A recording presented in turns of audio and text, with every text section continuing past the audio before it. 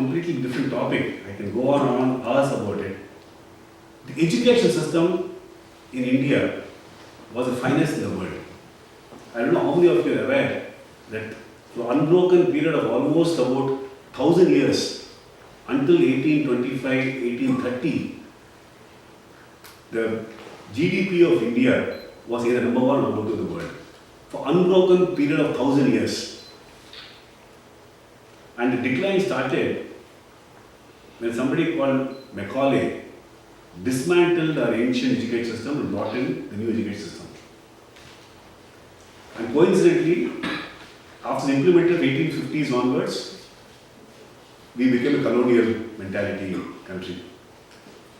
Now coming back to this subject, temples have to, the third most important function is temple must preserve knowledge. Our ancient wisdom and knowledge, the Vedas, the Agamas, Tirumurais, vast treasure is there. The temples must re-establish and preserve and propagate them. Satrams. One comment on Annadana. In Karnataka, most temples, wherever you go, Udupi and all this, there, I think 3 times they do Annadana. Whenever, there, as you said, nobody goes to the restaurant to eat. Yes. Go to temple, they eat food there. Absolutely right. That is our tradition. Our tradition was, when a pilgrim comes to a temple, all his needs for living was taken care of in the temple. There were satrams. He will live in the satram, he will go to the temple, have annadana and go back. That was the experience. And do the temples have resources? Absolutely yes, they do. There are huge resources which can perform that. And Goshalas are a primary and necessary feature of every temple. Goshalas and Nandavanams. Today, there are temples like Tiruchendur, Murugan Kovil, where 1 year they reported they had something like 1,500 cattle. And next year, all the cattle have disappeared. So they don't preserve the cattle also. Our younger generation. What does Goshala mean? Goshala means places for housing the cows. Oh, gosh. Orphaned cows and the cows that cannot be taken care by anybody. Oh. So they preserve their. The cow has a very important reason, both rational and emotional attachment to the religion. We can talk about it. And lastly, the knowledge that we have, it's satsangs, pravachanams, to educate younger generation. But what is it that we represent? Is something that temples traditionally did, which unfortunately has completely. Today I don't know how many temples we can go to where we can sit back and listen to somebody sharing some knowledge with us in an atmosphere where it's peaceful. And today the entire thing has to be performed by mother gurus like Chimyananda or Sri Sri or somebody else doing it in their own ways. These are the 6 sacred and the mission that we have taken upon ourselves, TWS, is that to the extent possible we will try to restore some of these practices in each temple. And how do we do it? The first, of course, is that we need to have a unified voice to fight for the change, to fight the government against unethical, illegal activities. We had to act now. We already lost huge. Most of you must have read that the Padmanabha Swami temple in Tirunelveli had billions and billions worth of gold jewels.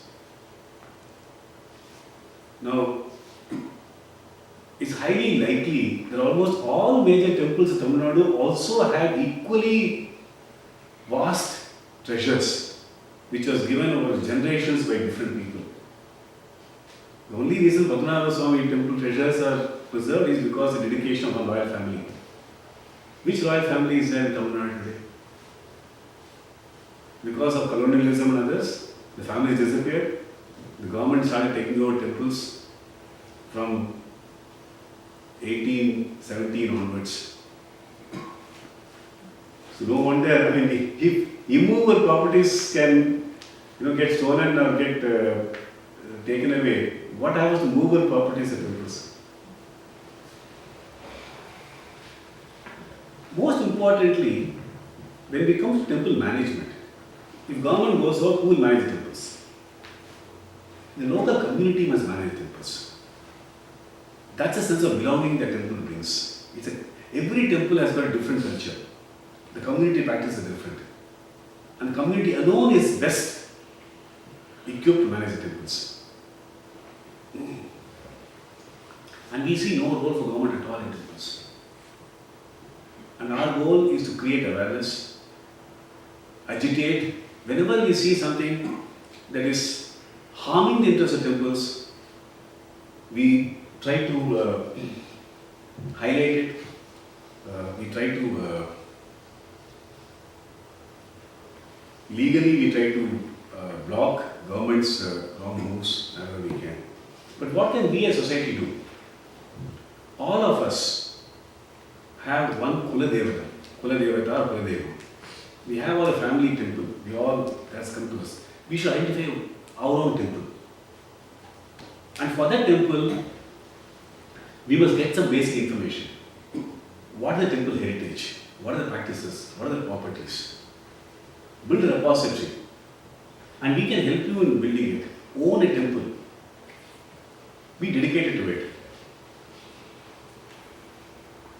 And create, and whenever you visit it, highlight the malpractices. And this is how we are trying to, in the last, I have not read a slide on what TWS has done. Just conclude my brief presentation. Since we started, we have been doing a couple of things. One is we have filed several cases to fight government taking over temples. For example, you mentioned, sir, about Vellore Jagannath temple. It's taken over by government arbitrarily. We already filed a case in Supreme Court. Every time you file a case in a legal court, you know that we have to get a lot of research done and collect documentation. One of the members, Sri Kumar, he has obtained information on malpractice temples which runs into some 23,000 pages.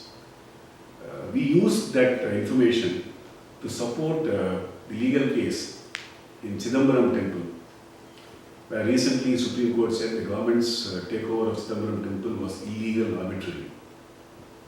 It's a big victory for the community. So we do all the background research work, collection of data, and legal support is part of TWS. We have currently a case pending in Supreme Court which seeks to declare the HR&CE Act of Tamil Nadu as illegal and ultra-virus constitution. Similarly, we have filed cases in Chennai against somebody who sold temple land. Is there the brochure which is distributed, and Jnana Kumar can send you the PDF versions also. Somebody sold the land belonging to temple to some third party. So we again we went to court, we got an order, and we restored the land to the temple. The biggest, I don't know how many of you have driven through the highways of Tamil Nadu. 2 years ago, if you drive, afternoon, you will find in 100 kilometers if you drive, you will find a lot of trucks carrying cattle, cows and buffaloes in pathetic state. And all the cows and the cattle was being transported to Kerala for slaughter and for export as beef. Do you know India is the largest exporter of beef, or the second next to Argentina or something like that. And this is done in a very inhuman way. So, Temple Worship Society, because Go Rakshana is part of the temple dharma, we agitated, we prepared a documentary on how the cattle is made to suffer without water, without food, transported for days together. We had a couple of seminars and talk shows where we put the documentary up. We filed cases in the High Court The High Court then directed that all the local administration commissioners in Tamil Nadu must immediately stop all trafficking. The trafficking has come down by probably 1/10 today. Very, very few cases of trafficking happens. So that's another thing that we have done. Vellore Jagannath Temple, Suresh and other trustees also came to us moment we were settled. Today, slowly a momentum is getting generated that whenever people are now realizing that there is somebody to go to, if they find something, the government is doing harm in the temple. Earlier there was no go to, you have to do it yourself. And the legal system can be very, overbearing, very frustrating. So we have taken up that role of helping people. How is TWS organized? We are just a group of 3 or 4 professionals. Each of us have their own jobs. What we do is we take up 5 or 6 initiatives at a time and bring together lawyers and other activists to address each specific issue. For example, the case filed in Supreme Court to declare the HR&CE Act of Tamil Nadu, Andhra and Pondicherry to be authorized constitution was filed on behalf of the Hindu Dharma Acharya Sabha, headed by Swami Dhyanand Saraswati. Which Sabha is the apex body of all Dharma Gurus and Madhadhipatis of all the temples in India, all the traditions in India. So we help them file the case, all the drafting of the